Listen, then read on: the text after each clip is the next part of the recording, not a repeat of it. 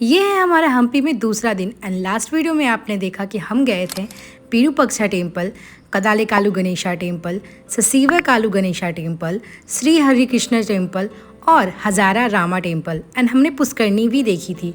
साथ ही साथ हमने देखा था नरसिम्हा जी की मूर्ति को और ठीक उसके पास थी एक फ्लोटिंग शिवलिंग जो कि मोनोलिथिक थी, वो भी हमने देखा था। और साथ ही में हमने कवर किया था अंडरग्राउंड शिवा टेम्पल और साथ ही साथ हजारा रामा टेम्पल। तो चलिए डे 2 को कंटिन्यू करते हैं। उसके बाद हम गए थे ब्लैक स्टोन पुष्करनी देखने के लिए, मतलब काले पत्थर की पुष्करनी। एंड इस स्टोन की जो पुष्करनी है ना, इसकी शेप काफ़ी यूनिक थी एंड ये अभी भी बहुत ही अच्छे कंडीशन में है। इसको बहुत ही अच्छे तरीके से आर्किटेक्ट किया गया था एंड इसमें जो पानी होता था ना, वो एक लेक से भरा जाता था एंड इसको पूजा वगैरह के लिए यूज़ किया जाता था। एंड यहाँ पे पास में ही थी एक बहुत ही बड़ा सा चबूतरा, जहाँ से आप ऊपर जाने से पूरा हम्पी दिख रहा था। आसपास के जितने भी हिली एरियाज़ थे वो सब यहाँ से विजिबल थे एंड काफ़ी दूर दूर तक यहाँ से देख पा रहे थे हम लोग। यहाँ भी स्टोन्स में कार्विंग करके बनाई हुई थी पिक्चर्स, जो आप देख सकते हो कि इंसान एक घोड़े को लेकर जा रहा है, यहाँ पे बाण धनुष, तो इस तरीके का आपको कार्विंग हर तरह जगह मिल जाएगा। एंड देन हम लोग गए देखने के लिए रानी का स्नानागार, मतलब कि क्वींस बाथ। क्वींस बाथ काफ़ी आलीशान बना हुआ था। इसका कंस्ट्रक्शन कुछ इस तरीके से था कि चारों ओर से कॉरिडोर्स थे एंड बीच में वो स्नान करने वाला एरिया था। एंड इसकी कंस्ट्रक्शन बहुत यूनिक थी क्योंकि चारों ओर का जो कॉरिडोर था ना, उसके ऊपर में गुंबद बने हुए थे, उसके ऊपर में वो झूमर लटकाने वाला। एंड हर एक झूमर लटकाने वाला जो एरिया था ना, सबके डिज़ाइंस अलग थे, सबके शेप अलग थे। सो ये अच्छा लग रहा था देखने में काफ़ी। एंड सोच सकती हूँ कि जब ये रियल में होगा एंड वहाँ पे झूमर वगैरह लटके होंगे तो कितना शानदार दिखता होगा सब कुछ। एंड ये वाला एरिया आप देख सकते हो कि यहाँ पे जैसे कि स्क्वायर शेप में है, बट कहीं पे स्क्वायर, कहीं पे रेक्टेंगल, कहीं पे सर्कल, इस तरीके से अलग अलग शेप बने हुए थे। बाय द वे मैं फिर से बता दूं कि टाइमिंग जो है वो घूमने की सुबह 6 बजे से लेकर के शाम के 6 बजे तक है और फ्री ऑफ कॉस्ट है। कोई भी आपको एंट्री टिकट नहीं लगेगी। अभी तक मैंने जितना भी प्लेस आपको दिखाया है, कवर किया है, सब फ्री ऑफ कॉस्ट है। मगर एक लोकेशन है बस जहाँ पे आपको 35 रुपीज़ पे करना होता है पर पर्सन, आपको टिकट कराना होता है। एंड उसके बाद आपको 3-4 लोकेशंस का एक्सेस मिलता है, जिसमें म्यूजियम्स होते हैं, लोटस महल होता है, एलिफेंट स्टेबल्स होता है। तो आगे उसके बाद हम लोग वहाँ गए एंड हमने सबसे पहले म्यूज़ियम विज़िट किया, जहाँ पे बहुत कुछ रखे हुए थे, terracotta rings, copper rings and यहाँ पे गोले बारूद वाली सामान भी रखी हुई थी जो बची खुची थी। एंड यहाँ पे कलरफुल पॉटरीज भी थी, जिस तरीके की पॉटरी उस ज़माने में होती थी, बीड्स की ज्वेलरी एंड कॉपर रिंग्स, जो ज्वेलरीज वगैरह यूज़ होती थी, स्टोन की, कॉपर की, पूजा वाले सारे सामान, किस तरीके के पूजा का यूज़ होता था। एंड देन हम लोग लोटस महल गए, जो कि उस एरिया के अंदर में ही था। 3-4 लोकेशन है जो उस एरिया के अंदर में है, जिसके लिए आपको 35 रुपीज़ पर पर्सन पे करना होता है।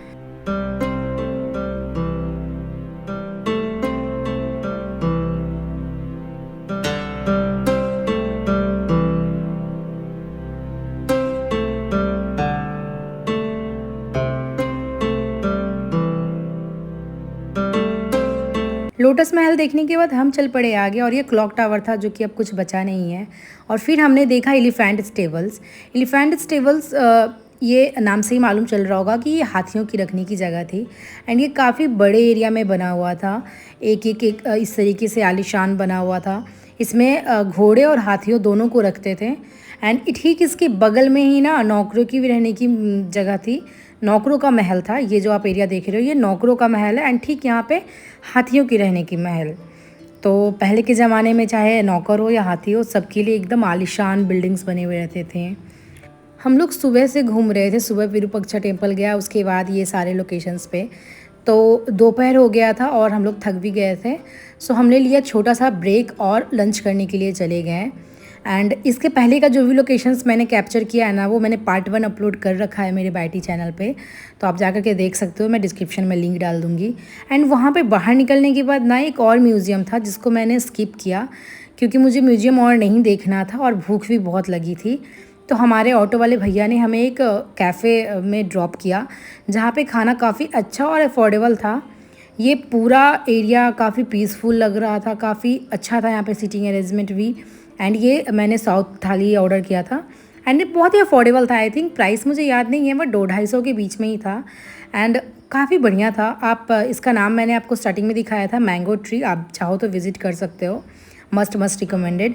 एंड देन उसके बाद हमने लिया छोटा सा ब्रेक और शाम में फिर से निकल गए घूमने के लिए मातंगा हिल।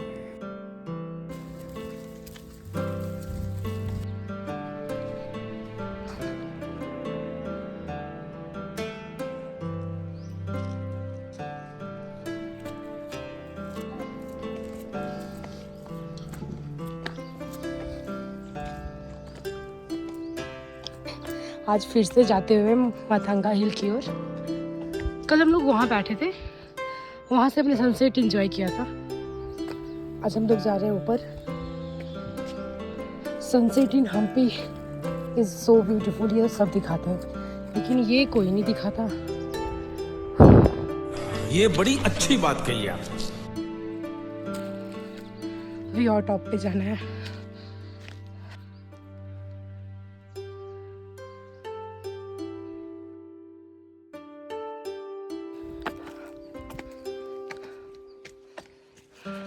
तो अभी कम से कम 150 सीढ़ियाँ चढ़ के हम लोग यहाँ पर पहुँचे हैं एंड अभी और बाकी है।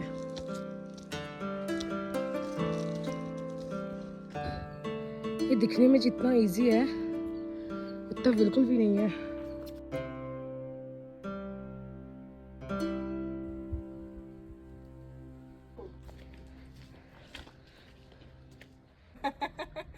Je pense que ça, mais toi là, j'en ai plus d'eau. Ah bah, y a plus d'eau, c'est pas intéressant.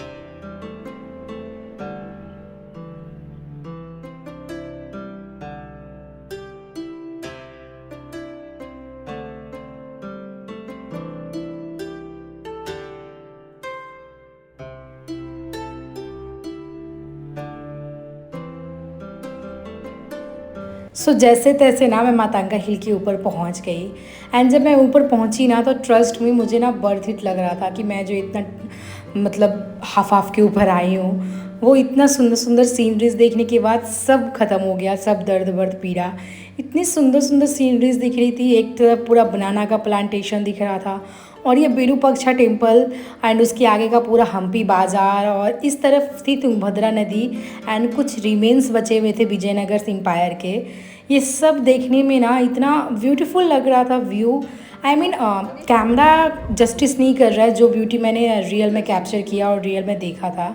And यहाँ पे हमें एक स्विट्ज़रलैंड के कपल भी मिलते हैं जिनको अपना नालंदा यूनिवर्सिटी दिखा रहे थे। मैं बिहार से हूँ तो मैं उन्हें दिखा रही थी कि हमारे बिहार में क्या है, क्योंकि लोगों को लगता है कि बिहार में कुछ भी नहीं है। सो उसके बाद हमने सनसेट इंजॉय किया एंड यहाँ पर से सनसेट सच में मैजिकल होता है। बहुत सारे ट्रैवल ब्लॉगर्स के वीडियोज़ में मैंने देखा है कि सब लोग ये बोलते हैं कि आप जाकर के हम्पी में सनसेट ज़रूर देखना। एंड ट्रस्ट मी, वीडियो में शायद आपको वो ब्यूटी दिख नहीं रही हो, लेकिन आँखों से सामने से जो हमने ये सनसेट देखा ना, वो बहुत बहुत खूबसूरत था। ऐसा लग रहा था कि बस सनसेट होता रहे और हम बैठे रहें।